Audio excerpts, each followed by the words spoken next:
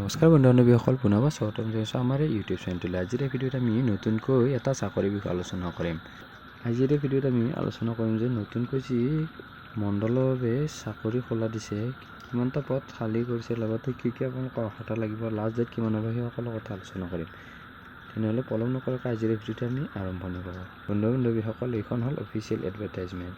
ইয়াত লিখাইছে যে Assam land record subordinate services, আৰু যি আপোনালোকৰ ছাব অৰ্ডিনেট ছাৰ্ভিচৰ আণ্ডাৰত বিভিন্ন ধৰণৰ পদবোৰ থাকিব, সেইবোৰৰ বাবে আপোনালোকৰ অফিচিয়েল ন'টিচ ৰিলিজ কৰিছে। আৰু যিসকলে 6 মাহ RCCC কোৰ্চটো কমপ্লিট কৰিছে, সেইসকলে এপ্লাই কৰিব পাৰিব। আৰু এপ্লাই কৰিবৰ বাবে আপোনালোকে সেৱা অনলাইন অফিচিয়েল ৱেবছাইটত যাব লাগিব।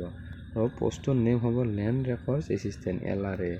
আগতে আপোনালোকৰ লাট মণ্ডল বুলি জনা গৈছিল, কিন্তু আপোনালোকৰ এইটো অফিচিয়েল লেণ্ড ৰেকৰ্ড এছিষ্টেণ্ট বুলি জনা যায়। আবেদন আৰম্ভণি হ'ব 15 তাৰিখৰ পৰা আৰু লাষ্ট ডেট হ'ব 30 এপ্ৰিল। আপোনালোকৰ টোটেল পদ আছে 552টা। আপোনালোকৰ দৰমহা ষ্টাৰ্ট হ'ব 14,000ৰ পৰা 70,000 পৰ্যন্ত। লগতে আপোনালোকৰ গ্ৰেড পে থাকিব 6,200 টকা। আৰু ইলিজিবিলিটি ক্ৰাইটেৰিয়াবোৰ এনেকুৱা ধৰণৰ হ'ব: HSLC পাছ কৰিবই লাগিব, লগতে আপোনালোকৰ RCCC চাৰ্টিফিকেট থাকিব লাগিব। আৰু যিসকলে RCCC কোৰ্চটো কমপ্লিট কৰিছে বা ট্ৰেইনিংটো কমপ্লিট কৰিছে, সেইসকলে আবেদন কৰিব পাৰিব। লগতে আপোনালোকৰ মিনিমাম এজটো আপোনালোকৰ 21 বছৰ আছে আৰু মেক্সিমাম 40 বছৰ। আৰু বাকী কি আবেদন কৰিবৰ বাবে লাগিব সেইবোৰ লিখি আছে, আপোনালোকে চাব পাৰে। যিসকলে আবেদন কৰিব সেইসকলে এটা কোৱালিফাইড কেণ্ডিডেটসকলে এটা MCQ এটেণ্ড কৰিব লাগিব। আৰু যিসকলে ৰিটেন এক্সামটো কোৱালিফাই কৰিব সেইসকলে স্কিল টেষ্ট এটা দিব লাগিব। আৰু টোটেল আপোনালোকৰ দুয়োটা মিলাই 100 নম্বৰ থাকিব, 80 নম্বৰ ৰিটেনৰ বাবে আৰু 20 নম্বৰ আপোনালোকৰ কম্পিউটাৰ টেষ্টটো থাকিব তাৰ বাবে।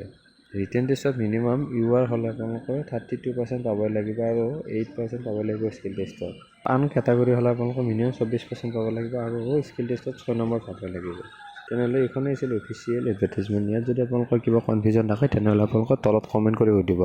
তেনেহ'লে আজিলৈ ভিডিঅ'টো ইমানখিনি আছিল। পুনৰবাৰ আপোনালোকক নতুন ভিডিঅ' এটাৰ সৈতে নতুন ইনফৰমেশ্যনৰ সৈতে লগ পাম। আজিলৈ ইমানেই। ধন্যবাদ। জয় অসম।